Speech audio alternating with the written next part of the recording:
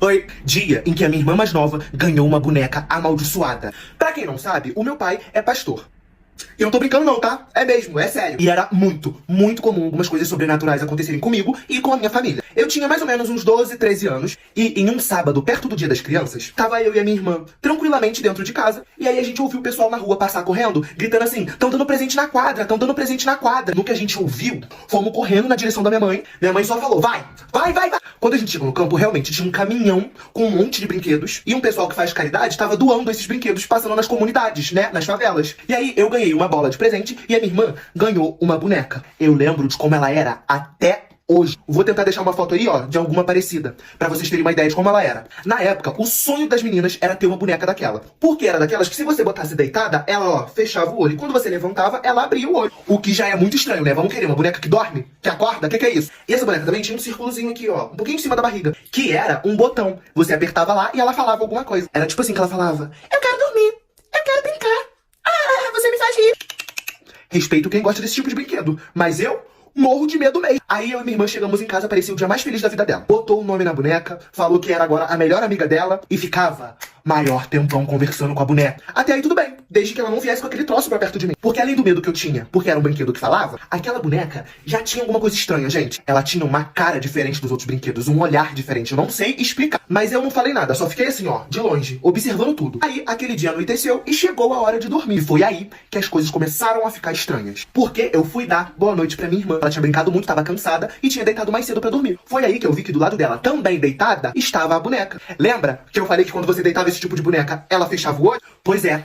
Mas a da minha irmã tava com os dois olhos abertos. E um dos olhos que eu falei que tava quebrado também estava aberto, funcionando normalmente. Aí, ó, eu já fui me afastando e dei boa noite aqui, ó, de longe, via Wi-Fi. Olha, gente, no que eu fui sair do quarto da minha irmã pra fechar a porta, a boneca, sozinha, sem ninguém mexer nela, falou assim: eu quero brincar. O quê? Eu fui assim, ó, rapidinho pro meu quarto, tranquei a porta e deitei na minha cama. E a partir daí, várias coisas começaram a acontecer. A boneca não estava mais funcionando do jeito que ela deveria. Minha irmã deitava ela ficava de olho aberto. Minha irmã levantava, às vezes ela fechava o olho. E o botão que ela tinha pra você apertar e ela falar, não tava mais funcionando. Mas a boneca ainda falava. Só que agora era do nada. Ela tava lá sozinha em algum canto e ela falava. A minha irmã não desgrudava da boneca por nada. Levava pro banheiro, levava pra escola, dormia junto, brincava junto, era o dia inteiro. E a minha irmã também começou a ficar diferente. Não tava mais conversando tanto com a gente, ficava mais isolada no quarto. Parecia que ela tava sempre com raiva de alguma coisa. Inclusive, na escola, naquela semana ela tinha arrumado um problema com um aluno lá. Porque o menino foi implicar com ela, mexer na boneca, alguma coisa assim. E ela surtou, ó, em cima do menino. E isso deu um mau problemão, tá? Minha mãe teve que ir lá na escola pra resolver. E ninguém sabia porque que a minha irmã tava diferente daquele jeito.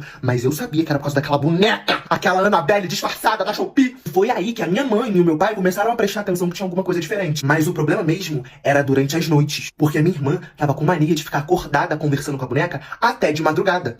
E aí, um dia, eu tive um pesadelo horrível com essa boneca. Acordei de madrugada com muita sede e fui até a cozinha pra beber água, né? No que eu entrei na cozinha, a minha irmã tava sentada na mesa, com a boneca no colo, olhando pra mim. E não tinha mais ninguém na cozinha.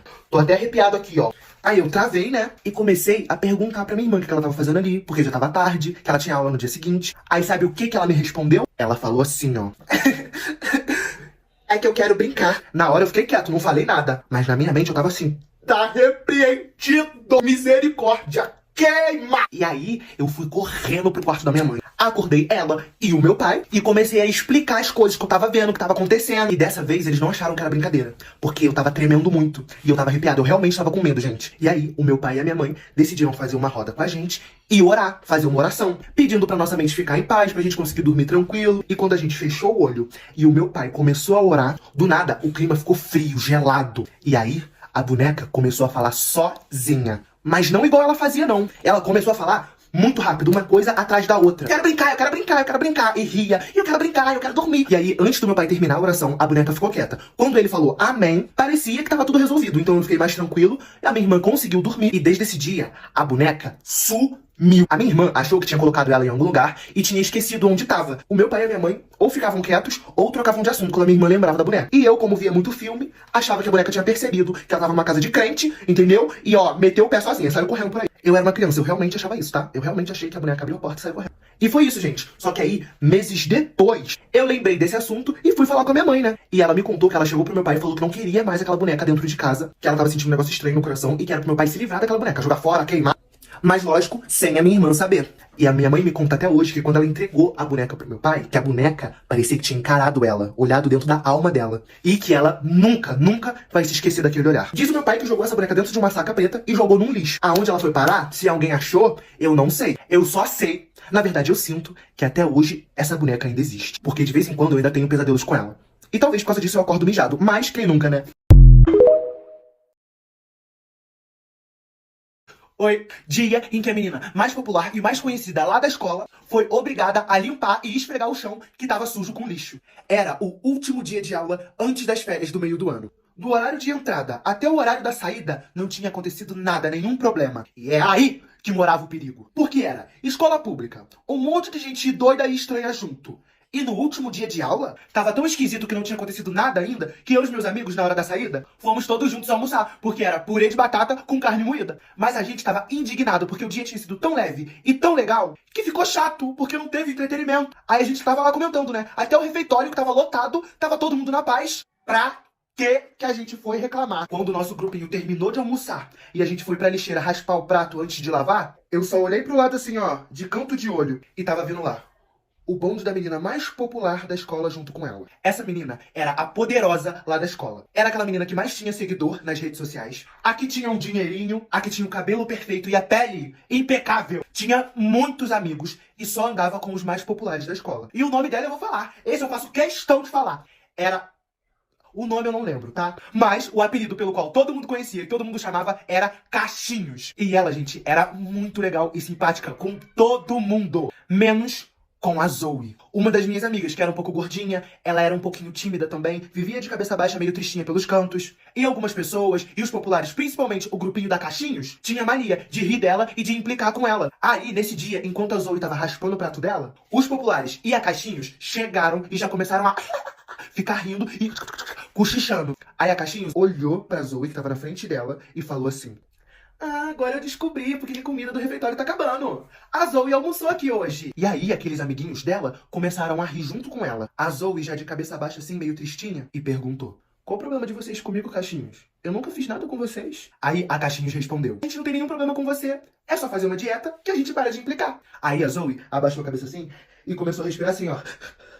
Eu e os meus amigos achamos que ela tava chorando. Na hora que a gente ia lá pra defender ela e enfrentar os populares, a Zoe tava respirando daquele jeito porque ela tava com raiva. Aí ela levantou o dedo assim, apontou pros populares e começou a falar tudo que ela tinha pra falar. Ela falou que já tava cansada deles, cansada das piadinhas deles, e que a partir daquele dia ela não ia mais aceitar que ninguém zoasse ela. E também que zoasse qualquer outra pessoa, porque se ela visse, a chapa ia esquentar. E ela, gente, falou isso gritando. A Zoe nunca gritava. Ela não falava alto, ela não discutia, ela não brigava, ela era quietinha na dela. Aí todo mundo ficou, ó, de boca aberta com aquela cena. Aí a Cachinhos de deboche falou assim pra Zoe: foi porque eles não deixaram você repetir a comida, comer de novo, que você tá estressada? Aí a Zoe deu um passo pra frente na direção da Cachinhos e falou assim: você é simpática e maneira com todo mundo.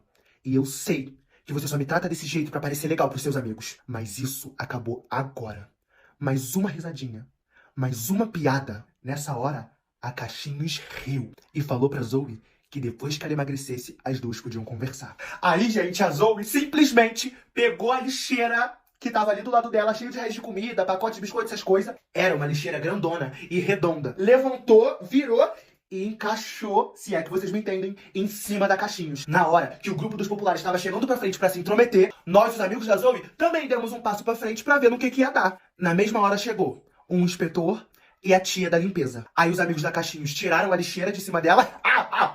Ela tava toda suja, toda melecada. Aí a tia da limpeza, que amava a Zoe, porque no início do ano, quando ela não tinha amigos, ela ficava o intervalo todo conversando só com a tia da limpeza. Falou assim pro inspetor: ó, são esses aí, ó, tava arrumando confusão com a menina e agora sujaram o chão. E ela tava falando dos populares e da Cachinhos. Aí o inspetor achou um absurdo aquela sujeirada toda e mandou eles limparem o chão. E foi isso. A Cachinhos passou a maior vergonha da vida dela. Ela e os amigos nem puderam falar nada e nem se defender pra não limpar o chão, porque a tia da limpeza tava do lado da Zoe, não teve briga porque o inspetor tava lá, e enquanto os populares limpavam a sujeira do chão, eu e os meus amigos ficamos rindo e depois fomos embora pra casa. Depois desse dia, as férias do meio do ano iam começar, e a Zoe não fazia ideia do quão popular ela ia estar quando voltasse das férias. E a grande questão é que esse dia foi só o início de uma batalha. A guerra ainda estava por vir naquele colégio.